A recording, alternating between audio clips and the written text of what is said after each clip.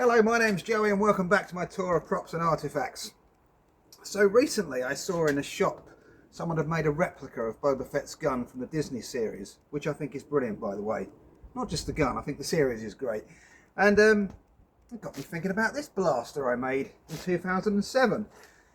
Now the whole concept of this was I started to build a T21, which, as you know, is the Lewis gun that the Sand Troopers carry in Star Wars.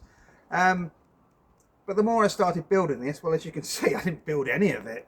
It doesn't really resemble, I suppose the only thing that really half resembles the T21 is the end, but even that doesn't. So anyway, I kind of half-heartedly started building a T21, and then I thought, you know what, I'm going to go my own way. So I think this was the T22, I think, or 24, I can't remember. This is almost 10 years ago I built this. And this was supposed to pack the same power as a T21, but for kind of short kind of engagements, that kind of thing, mainly for house clearance, which is exactly why I'd marked it the Mos Eisley Police Department gun number 28.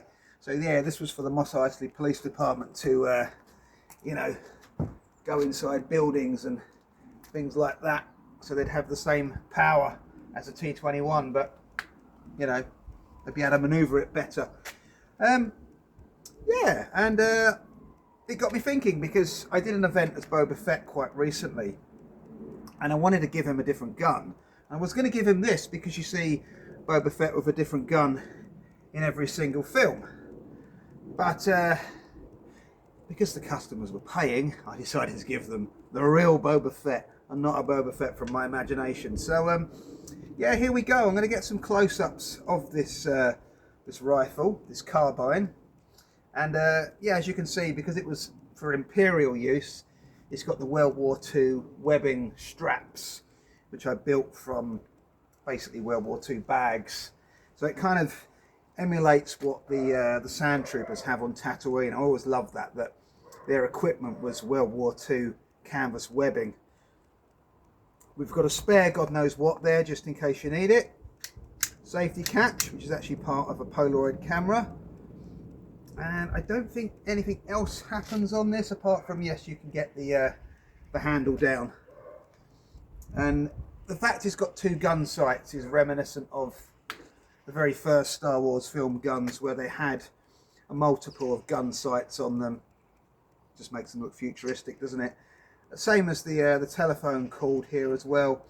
Some of the guns in A New Hope had that, which is actually quite cool, because in later years you got guns with laser sights and other sights that sometimes have a telephone cord. So technically ahead of their time in a sense, you know, it doesn't look uncharacteristic to be on a gun. So what I'm going to do is, as you know, I don't really put too much effort into these videos, because at the end of the day, if you came over to my house, I'd be showing you these items. God, that would be a long day. But I'd be showing you the items, so there would be no editing. You just get to see them. So, you know, if you love the channel, fantastic. If you don't, I don't suppose you watch. So anyway, I'm going to do my usual unprofessional thing and come towards the camera. But let's make it look like it was all planned. Here we go. So we're inside a building in Mos Eisley. We just happen to pass this part of the building where I get to press pause.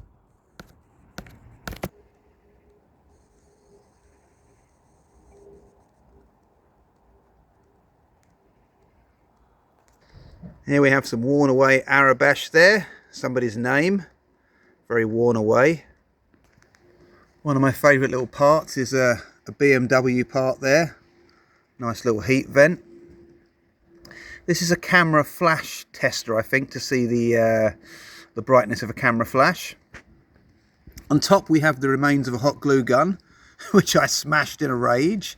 We were trying to build the Sand Trooper backpacks at the time, and the glue gun wedged and it got jammed, and I basically swung it over my head and made it hit the concrete and said, well, now it's jammed, and the whole thing smashed.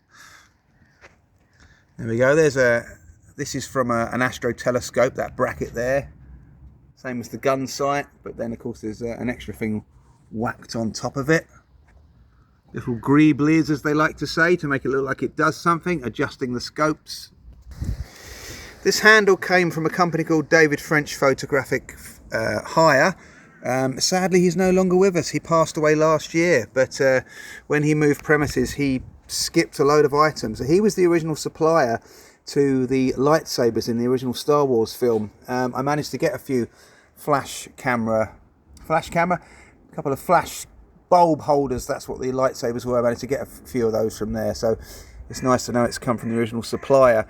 As did these camera parts here. This is a camera lens, which has been doubled up as a gun barrel, and this is some kind of photography equipment handle, which is just perfect because it kind of folds up and stows away perfectly when you don't want to use it. I think the silver piece is part of a headphone. I quite like it because it looks like a new part to the gun, recently been added. The old one's worn out, that kind of business. This thing here is some kind of plastic divider or riser from woodwork. The trigger I'm quite chuffed with. So that was a piece of metal I found. Most of this stuff I found. That piece of metal there, I decided to turn into the trigger. And it's quite a futuristic alien looking trigger. And I only recently found out it's not unlike the trigger Boba Fett has in the new series on his handgun. So I was quite pleased with that in hindsight. There we go, looking down the twin. What are they bloody called? Twin gun scopes, there we go. Looking for twins, maybe. I think this curved area is an area I bent from a ring binder folder of some kind. Classic A New Hope prop. Obviously this part's made of wood, and for me it was reminiscent of when you see the wood shoved down the magazine of the Stormtrooper rifles. Here's the other side. This inspiration here was when you got the M1 rifle the Americans had. They had an extra ammo pouch on the butt, so that was my idea here, was this extra thing, this extra part. It's actually a smaller version of the items they use for droid callers in Star Wars. Actually a smaller version of it, so it's something to do with a camera flash holding a camera bulb. So that went on there quite nicely as a spare part of the gun that's stored on it. Here we have the Polaroid safety catch. There we go. That's part of a Polaroid camera. These are all found parts. Once again, these are probably antiquated camera bits and pieces. Very hefty gun sight there. It's probably another camera flash part again. Lovely heat sink there on the magazine. We got some barrel fins like the Stormtrooper blasters. Bit of spring there, emulating a wire, making it look very powerful. The bandage on the handle was done by me because I couldn't stand the paint scratching all the time. So yeah. That was, even though the paint scratching looks great, it gives it weathering, but I was a little bit fed up with how wooden that was appearing, you know. I want it to look like wood underneath, but it was getting a little bit too clean down there with constant wear. I used to carry this with a Sand Trooper. I've never actually carried it with Boba Fett. I'm sure it's probably going to be quite difficult because it's quite bulky, as in it will get in the way of the hand guards. Hand guards, the arm guards, will get in the way of that. But, yeah. There you go. So yeah, this was the T21, I think, and it was specifically designed for house clearance. That's what it was in my head. Belonged to the Mos Eisley Police Department. I've made a few blasters over the years, so I'll be doing videos of those, as you know, whenever.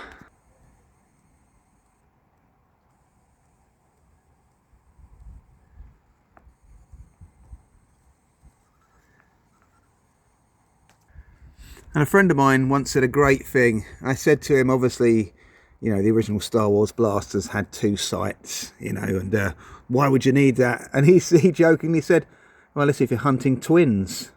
I thought that's absolutely bloody perfect.